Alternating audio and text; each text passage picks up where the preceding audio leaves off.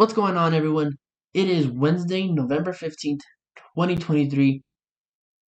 Sorry, I apologize that this podcast is being late. Usually, for my game recaps on Saturdays and Sundays, I like to do my podcast on Tuesday just because you can sneak in that Monday night football game in there.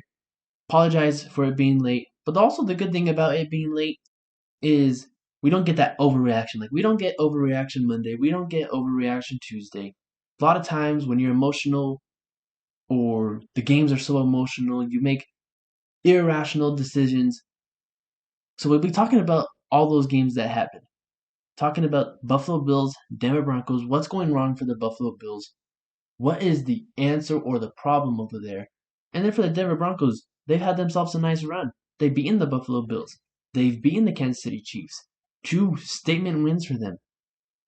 Can they take it a step further? And can they make themselves a playoff push? Be talking about that. An NFL record, 6 games ended as time expired. That's an NFL record. So, like I said, half the NFL season is over. That's sad. It's depressing. But then that also means that some of our best football is ahead of us. Playoff football. Weather starts getting cold. Which team is more tougher than the other? Who wants it more? This is the type of games that NFL fans desire for. Talking a lot about that. The College Football Playoff Committee met last night. There were some changes within the top 4. Be talking about their rankings and how this playoff picture could shape up. And of course, as y'all know, the links to my social media will be in the description. Make sure you like, subscribe to this podcast, hit that bell, turn on the notifications. You don't want to miss out on the content that I have coming up. Going to be as the NFL season kind of ends a little bit. Of course, we have to be talking about playoff push, but then we'll be talking about NFL draft position, because at this point in time of the year, there's some teams that they know that their season's over. They're not going to make a playoff push, but the bright thing is maybe they get a high draft pick, and who's available for them. So I'll be doing a lot of draft stuff, a lot of position rankings, film breakdowns, scouting reports.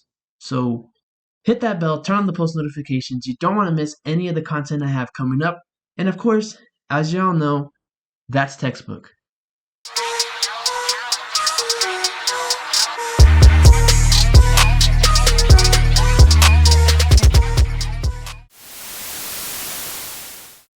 So talking about the Denver Broncos Buffalo Bills Monday Night Football game, I'll start off with the Buffalo Bills. For me, before this game, my issues with the Buffalo Bills was that outside of Josh Allen and Stephon Diggs, they really didn't have a whole lot. They didn't have someone consistent and reliable. I thought that they were too reliant on 17 and 14, and that sometimes the games that we see, some of these "what are you doing" type of games that we see from Josh Allen, happen because the Buffalo Bills are putting too much on his shoulders. He doesn't have enough outside of Stephon Diggs, so he feels compelled to play hero football, and it leads him to these multi-interception, multi-turnovers games. He leads the NFL in turnovers and interceptions. At some point in time, no matter if the player can overcome the odds, you're going to get these type of bad performances when you're having them try to play Superman too much. Now for Stephon Diggs, his brother tweets out they need to get Stephon up out of there, or he needs to get up out of there. The thing with Stephon Diggs is he is a phenomenal route runner. Top 5 easily route runner in this game right now. Terrific wide receiver. The problem is late in the season, and this tends to happen a lot, he goes quiet. Now maybe that's the offensive coordinator that's not scheming up any looks for him, getting him any manufactured touches. Maybe Josh Allen is missing him. Maybe he can't separate. Maybe some teams have found something that they can attack or that they can use. Maybe it's because he doesn't have someone opposite of him that's reliant and can separate, get open. Talking about their defense now. Or actually, I should say one last thing about the offense. Offensive line, decent or good in pass protection. I don't know the numbers. I don't know the analytics. but they can pass protect. They can keep Josh Allen clean. Now, Josh Allen, of course, those numbers might be skewed because he can get outside the pocket. He makes defenders miss. But in the run game, they really struggled. They struggled to get something going in the run game, keep themselves ahead of the sticks, always having to pass the ball 30 to 40 times. The offensive line really just struggles getting up to the next level. It's something that they ask them to do, get up to the next level, pull. They struggle with that. They're just not as agile a group as they should be for the run game or the type of run scheme that they have. And then now moving on to the defense, they have injuries to Trey White. That's obviously massive. Their only corner that they really rely on. And then the loss of Matt Milano, who's basically the quarterback for that defense, is also huge. He sets the tone for that defense, the heart and soul of them. Those guys are gone. Now who else do you have to rely on defensively? They fired their offensive coordinator, Ken Dorsey, since the Monday Night Football game. Is he the scapegoat, or maybe it's Sean McDermott? Maybe for the Buffalo Bills, what will help them and bring them back to how they were before that playoff game since that playoff game in Kansas City, maybe they need Brian Daboll, who helped Josh Allen. He really developed Josh Allen into the miraculous football player and talented football player we all know him to be. But then I always like to go back to that Sunday Night Football game in October, New York Giants, Buffalo Bills. You pay attention to that game completely, to the end. You watch the exchange between Brian Daboll and McDermott. It wasn't the most friendly handshake. It wasn't the exchange you would expect from two guys who coached the same team. Maybe there's a tons of problems for the Buffalo Bills. I can't say it's just this or that. It's just one thing. I can't pinpoint it down to that. Maybe it's McDermott. Defensive coordinator quits on him. Then, not the most polite exchange with him and Brian Daboll. Now he fires his offensive coordinator. Obviously, the mishaps. McDermott doesn't stop the turnovers from happening. But then 12 people on the field for that field goal attempt in which the Denver kicker missed. You could have won the game if you didn't have 12 on the field.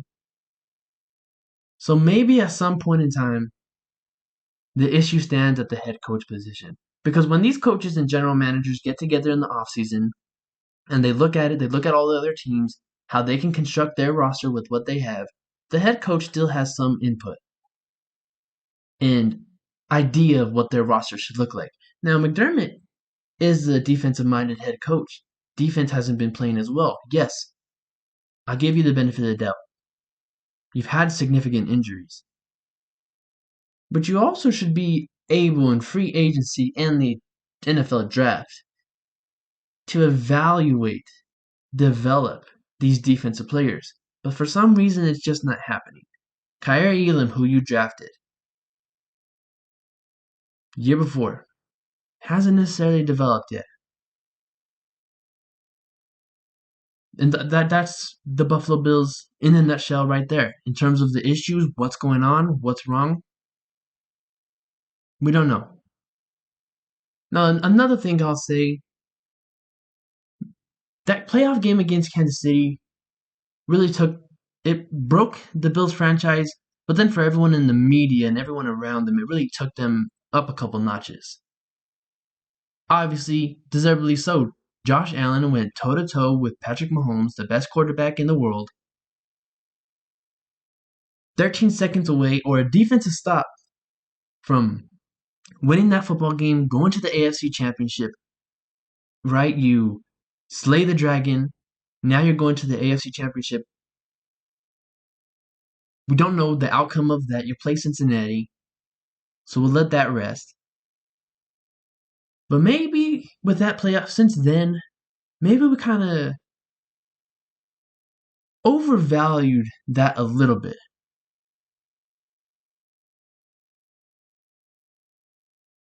Now, talking about the Denver Broncos, listen, you got to give all praise to them. In the span of 3 weeks, they beat the Kansas City Chiefs, the Buffalo Bills, two teams before the season started we knew we're going to be in the playoff race. Buffalo right now is on the outside looking in. Kansas City is the best team in the AFC, sitting at 7-2. But congrats for the Denver Broncos.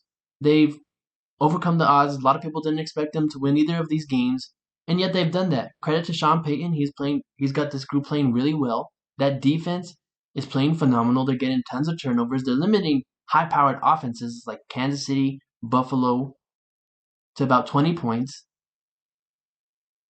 And then for the offensively for the Denver Broncos, they found their identity as a unit.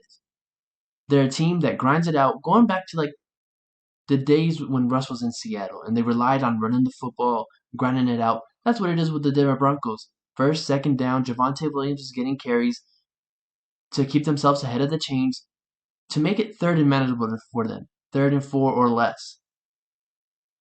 If you're a Denver Broncos fan and you're going to be watching their games from here on out, offensively, what you can look for is a team that's just going to run it out with the football. Not a whole lot of shots down the field, which I was a little bit surprised by. But can they make a playoff race is the question now. And I think if you look at the AFC, it's a really crowded unit. At 6-3, you have the Dolphins, the Steelers, Browns. And then you have the Ravens in there at 7-3. Kansas City, we know, is 7-2. Jets are 4-5. Chargers 4-5. Broncos 4-5. Bengals 5-4. Texans 5-4. The 5-5 teams, the Colts and the Bills.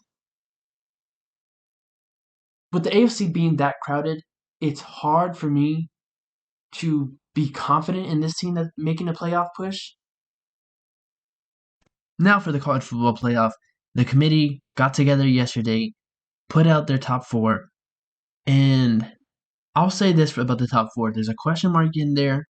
We're having some discussions about this one team, whether they should make it or not, despite the fact that they might go undefeated. And then, of course, we do have one change. The change is, starting at number 1, Georgia propels up to number 1. They beat Missouri, and Missouri's moved up the rankings a lot. They're a really good football team, can run the football, obviously have a good passing attack with Luther Burden. Beat Ole Miss. I think sometimes we overrate Ole Miss and Lane Kiffin. Like, they're a good football team, and yeah, they're really creative. But when you match them up with the top dogs, especially in their conference, each time they let you down. They don't have that significant surprise win. But Georgia is still, getting Brock Bowers back, and then now the overall team is looking more well-rounded. They're finally catching their stride. They deserve to be in there in that number 1 spot. And then number 2, committee says, is Ohio State. Ohio State, we all know, has that matchup in Ann Arbor against Michigan. The game might be the most toxic game with all the allegations, stuff being out there put out about Michigan. And then with Ohio State, they controlled this rivalry for quite some time. So can Ohio State seek revenge? And then Michigan is there, ranked at 3. We all know the game in Ann Arbor. It's going to be for the rights to go to the Big Ten Championship and most likely play Iowa. And then at 4, which is the question mark, is Florida State. Florida State had that key win against LSU, but now that LSU's lost a couple of games, some are seeing it that it's not that great of a win. And they've been in a lot of close games. Close game against Miami. Duke win isn't looking that great. So some of the wins that Florida State had earlier in the season aren't looking so great right now. But then you compare Washington, who's sitting there at 5, a spot behind Florida State. They've beaten Utah. Now, maybe later on in the season, as the season progresses and we get into conference championship week, maybe that Utah win doesn't look as good. But then they've beaten Arizona, and Arizona's taking a step up. They're ranked in the top 25, a really good football team. Many didn't expect Arizona to be there. So now that Arizona win is looking really good. So my question from my audience is, do you believe that Florida State should be ahead of Washington? Listen, in my opinion, it all really just comes down to conference championship week. Either the week before conference championship, we all know with Ohio State and Michigan, that's going to be one of the key rivalries, as rivalry week is. But then the conference championship, going to be the Pac-12 championship. Who is going to get in? Will that be Oregon? Will that be Washington? Then you're going to have Georgia, Alabama. Alabama is really finally starting to catch their stride, and that should scare everyone in the country. Jalen Milroe is playing really fantastic football. Since that Texas loss, he's been trending upwards. The Alabama team, of course, we know their defense is going to be fantastic. Alabama team, they're trending upwards. So now, Alabama, despite them being ranked 8th, I think overall, a power index, they're a team that's in the top 5, I should say. Now, with that game in Atlanta, the SEC championship game, in some opinion, that game very well likely could be the national championship when you consider how both of these teams are finally playing. Like when we're talking about the playoffs and who's going to make a deep run, it's always how they played late in the season. Both these teams, Alabama and Georgia, playing really well. And then for Texas, they're sitting in there right there at 7. They have the win against Alabama, and that's really holding them up. Those are that's the base that's holding them up at that 7 spot. Had some really close encounters, especially this TCU game, the Kansas State game. But in football and in sports in general, it's survive and advance. They've been surviving, advancing. They could get knocked out depending on whether they win out or not, especially with that Alabama-Georgia game. Point said, lots is going to be looked at, and a lot of is going to be held upon conference championship week. That holds a ton of weight. Obviously, the committee really values it.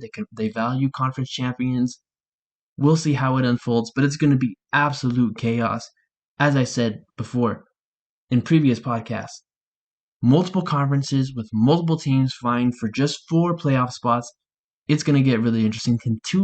Is there a possibility that 2 SEC teams make it? Obviously, we know it's just going to be one in the Big 10, one in the Big 12, that is Texas, one from the Pac-12. This is where it gets really interesting. Now, Florida State being in the ACC, they might be kept out because we still have that Bama-Georgia game, and then you have Texas in there, and then you're going to have to add Washington and Oregon to that mix as well.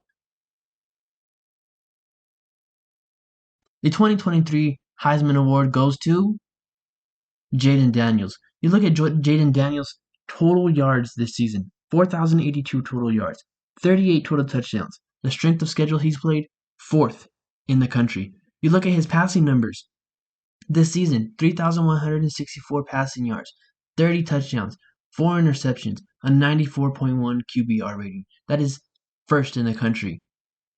You look at his most recent game against Florida, 17-26, a 65.4% completion percentage, 3 touchdowns, a 14.3 average, and then look at the rushing numbers as well.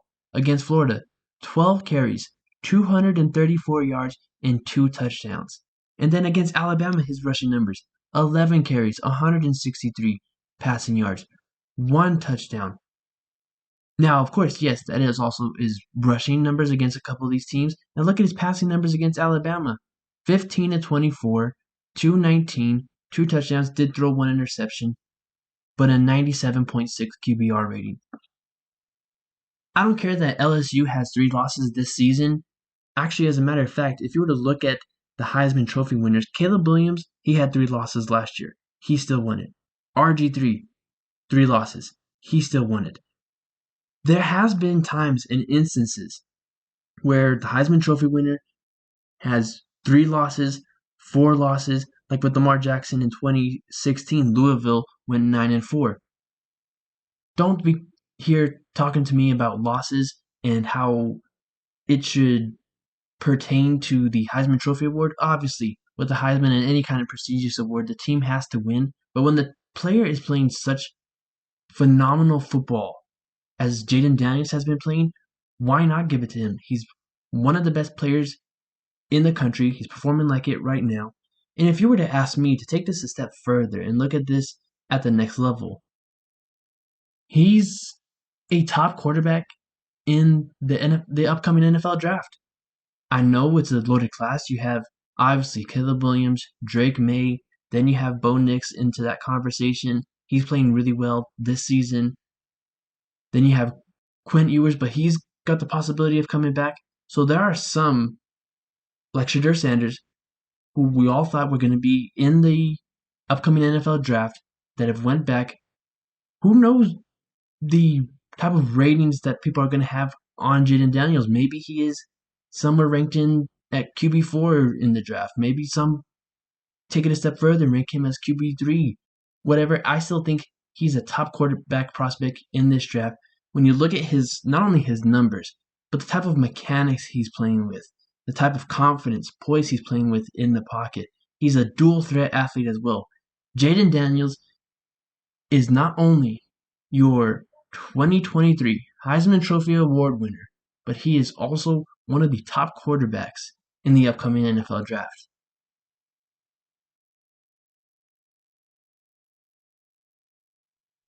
Now, to talk about the NFL, there's one team that really surprised me and showed that they can win not on their terms, and that they're multi-dimensional in how they can win football games, and that is the Detroit Lions. Before this Chargers game, I thought this is a really talented Detroit Lions team. They execute their game plan better. They execute just about better than everyone else. Offensive line is there. Aiden Hutchinson is playing really well. Worrisome about that secondary, because that secondary is vulnerable, and we saw that what they were able to give up against Keenan Allen. And you look at these other teams in the NFC like Dallas and CeeDee Lamb, obviously really good. A.J. Brown and the Eagles, really good passing attack. There's some good passing attacks in the NFC, so that's worrisome. But I didn't think that this was a team that could win a shootout game. I thought this was a team that had to play on their terms. If they were to get down by double digits or to be involved in a shootout, it would be tough for them, and I just didn't see it happening. But it turns out they did really impressive win against the LA Chargers. Now for the Chargers, they have all kinds of, it's a mess for them. Maybe you look at the overall roster, should be performing a lot better. They're a team that's given a lot of preseason hype. Maybe that's the coaching and Brandon Staley. Who knows? But an impressive win from the Detroit Lions, and this is a team that has all but done enough, I think, at this point in time, to secure themselves a top spot in the playoff picture, host a playoff game, win at least one, I should say. I think they win their wild card round, divisional round, depends on the matchup.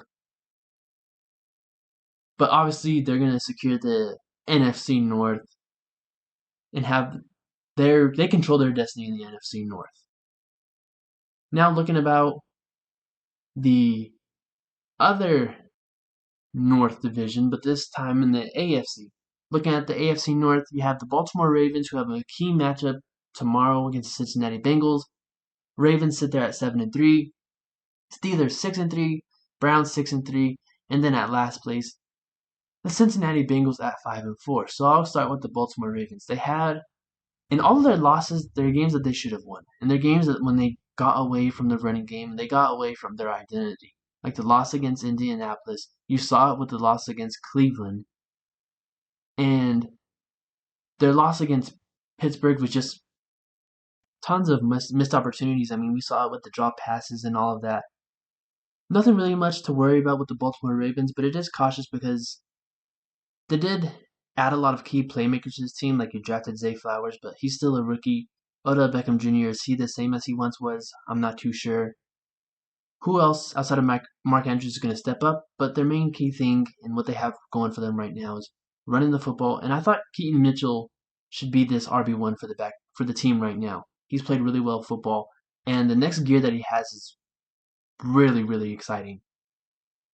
Then to talk about the Pittsburgh Steelers. I mean, the Pittsburgh Steelers, they're 6-3, and the only three words you can summarize for the Pittsburgh Steelers is Mike Tomlin effect. That's it. Now moving on to the Cleveland Browns. Significant injury today. Deshaun Watson, shoulder injury, going to be out for the remainder of the season. Browns are going to be using their rookie, Dorian Thompson-Robinson, to replace him as a starter. Dorian Thompson-Robinson played really well in the preseason, but of course it's just a preseason. In his lone start against the Ravens, it was what you would expect from a rookie who was drafted in the later rounds. What has he learned from that moment? What can he do better? And it'll be really interesting to see how he fits with this Browns team, because he was, a really interesting prospect, and you thought they could get.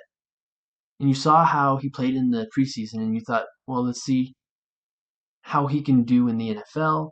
Like I said, lone start, didn't play really well. Of course, it's a rookie's first start, so I don't think we should judge it too much. But it'll be interesting to see how he plays as the season progresses, and with this team, knowing that their identity offensively is they're going to be running the football, rely on their defense. And they have Amari Cooper, and they have some playmakers on that offense for Dorian to work with. Defensively, I think their secondary is the best in the NFL. Denzel Ward, Greg Newsome, Martin Emerson, really talented cornerbacks. Obviously, we know on the front seven, they're absolutely loaded, stacked defensive line, linebackers. Not too much to worry about for them, but when Deshaun was playing bad, and I know it's been a year since he's fully played football, but they still felt like there's everything with this team. They've got the offensive line, defensive line, everything, all the pieces around, but they're still missing some quality play from the quarterback. Can Dorian Thompson-Robinson bring that to them? We shall see. And then at last place for the Cincinnati Bengals, they're sitting at 5-4. Got a key matchup against the Baltimore Ravens coming up this on Thursday, actually, which is tomorrow. For the Cincinnati Bengals, the preseason for them is the first 4 weeks of the NFL season, and then they start getting going hot. Listen, in the Texans game, they were missing T. Higgins, and I think that game finally showed you. Obviously, there's a lot of speculation on if they're going to pay T. Higgins or not. It's going to be really pricey to pay both Burrow, Higgins, and Chase. But I think that game against the Texans showed you how much value T. Higgins has. Like, when T. Higgins, Tyler Boyd, and Jamar Chase get going, this offense takes up to a different level, and they're one of the most difficult teams to guard. Now, I know they have trouble on the offensive line, and they've had that for years. But when you have 3 wide receivers who are elite separators and guys who can separate, reliable, dependable, it makes it much easier for your offensive line. Quarterback should get the ball out quick, tires out the pass rushers, etc. Now, in this upcoming game, news just broke out that T. Higgins, Sam Herbert, Losivas are out for this game, but Trey Hendrickson, who suffered a knee injury in the Texans game, he's a full go. Significant for them again. If they do lose this game and they drop to what I believe, if they do drop to 5-5, considering how that AFC North is and a crowded AFC, it gets really tough for them and it puts them in a bad situation. Who remains on top of this division? I still am going to go with the Baltimore Ravens. But saying that, with this division, obviously it's a wild card. Like, there's a lot of upcoming divisional games going on. And for the Baltimore Ravens, it's going to be how well they execute and the type of mental errors. Like, they'll have leads, and we've seen it in the past. They have these huge double-digit leads, but somehow, some way, it goes wrong. Now, maybe that's they're getting away from their brand of football, where they're taking a rhythm out of their offense. Who knows what the problem is? But it's going to be interesting to watch in the AFC North. Now, I'm going to take some time for this podcast to talk about Josh Dobbs, because Josh Dobbs is having an extraordinary season. Really overcoming a lot of the odds and expectations. Like, throughout the season, he's been on 5 teams. He was with the Cleveland Browns to start. Then they cut him, or I believe he gets traded on August 24th to the Arizona Cardinals, and then plays pretty well for the Arizona Cardinals. I mean, the Cardinals overall for a roster, a lot of teams before the season even started had them picking in the top 2, top 3. They win a game against Dallas especially. He's playing really well against man coverage, all the numbers. Then he gets traded Halloween Day, October 31st, to the Minnesota Vikings. In a pretty good system. It's a pretty good environment for Josh Dobbs. Probably, I would say, one of the best environments he's had.